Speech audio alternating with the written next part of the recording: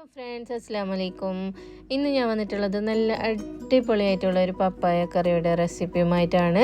ഈ ഒരു കറി ഉണ്ടാക്കാൻ യൂസ് ചെയ്യുന്ന പപ്പായ എങ്ങനെയാണെന്ന് വെച്ചാൽ അപ്പം തന്നെ പറിച്ചിട്ട് പെട്ടെന്ന് തൊലി കളഞ്ഞിട്ട് വെക്കണം കേട്ടോ. പിന്നെ മധുരം നല്ലോണം വരുന്നതിനായിട്ട് മുമ്പുള്ള ഒരു സമയമില്ലേ, ഇപ്പോൾ വീഡിയോയിൽ നല്ല പഴുത്ത പപ്പായ പോലെ കാണുന്നു. പഴുത്തിട്ടില്ല കേട്ടോ, ഇത് നല്ല വെളഞ്ഞ് വന്നിട്ടുള്ളൊരു പാകമാണ്, നല്ല കറുമുറുവാണ് കടിക്കുന്ന സമയത്ത്. അപ്പോൾ ഇങ്ങനെയുള്ള പപ്പായാണ് ഈ ഒരു കറിക്ക് വേണ്ടിയിട്ട് യൂസ് ചെയ്യുന്നുള്ളത്. അപ്പോൾ ഇതിലേക്ക് ഇനി ഒരു ചെറിയൊരു സവാള, അതുപോലെ തന്നെ ഒരു പകുതി തക്കാളി എടുത്തിട്ടുണ്ട്. അതുപോലെ തന്നെ 2 പച്ചമുളകും എടുത്തിട്ട് ഇത് ഈ ഒരു പപ്പായയിലോട്ട് ഇട്ട് കൊടുക്കാം. ഇനി ഇതിലേക്ക് 1 ടീസ്പൂൺ മഞ്ഞൾപ്പൊടി ചേർത്ത് കൊടുക്കാം. അതുപോലെ തന്നെ 1 സ്പൂണ് മുളക് പൊടി ചേർത്ത് കൊടുക്കാം. അതിന് കുറച്ച് വെള്ളവും ആവശ്യത്തിനുള്ള ഉപ്പും ചേർത്തിട്ട് ഇത് ഒരു 2 വിസിലടുപ്പിച്ചെടുക്കാം. ഇപ്പോൾ നല്ലതായിട്ട് വെന്ത് വന്നിട്ടുണ്ട്. ഇനി ഇതൊന്ന് തവി വെച്ചിട്ട് നല്ലോണം ഒന്ന് ഉടച്ചു കൊടുക്കണം ആദ്യം.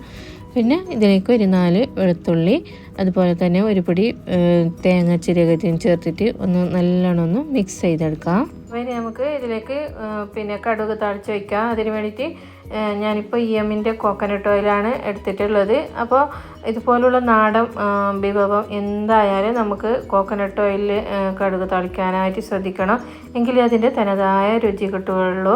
അപ്പോൾ EMൻ്റെ കോക്കനട്ട് ഓയിലിനെ കുറിച്ച് പറയുകയാണെങ്കിൽ 25 വർഷത്തെ പാരമ്പര്യമുള്ള നല്ലൊരു ബ്രാൻഡാണ്. ഞാനിപ്പോൾ കുറച്ചായിട്ട് ഈ ഒരു ഓയിലാണ് യൂസ് ചെയ്യുന്നുള്ളത്. നല്ല ഫ്ലേവറാണ് കേട്ടോ. നാടൻ വിഭവം ഏതായാലും ബീഫ് വരട്ടിയത് അതുപോലുള്ള കാര്യങ്ങളൊക്കെ ചേർക്കുകയാണെങ്കിൽ നല്ല രുചി കിട്ടുന്നുണ്ട്. അപ്പോൾ നമ്മുടെ എണ്ണ ഇവിടെ ചൂടായിട്ടുണ്ട്. ഇനി ഇതിലേക്ക് കുറച്ച് കടുക് ഇട്ട് കൊടുക്കാം. പിന്നെ 2-3 അല്ലി വെളുത്തുള്ളി, കറിവേപ്പില ചേർത്തിട്ട് നല്ലോണം ഒന്ന് മൂത്ത ശേഷം കറിയിൽ ഒഴിച്ചിട്ട് നല്ലോണം ഒന്ന് മിക്സ് ചെയ്താൽ നമ്മുടെ കറി ഇവിടെ റെഡി ആയിട്ടുണ്ട്.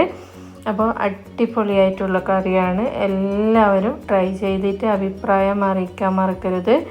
അപ്പോൾ ഇന്നത്തെ വീഡിയോ എല്ലാവർക്കും ഇഷ്ടപ്പെട്ടെന്ന് കരുതുന്നു. വീണ്ടും പുതിയൊരു വീഡിയോയുമായി കാണുന്നത് വരേക്കും ബൈ. Thank you.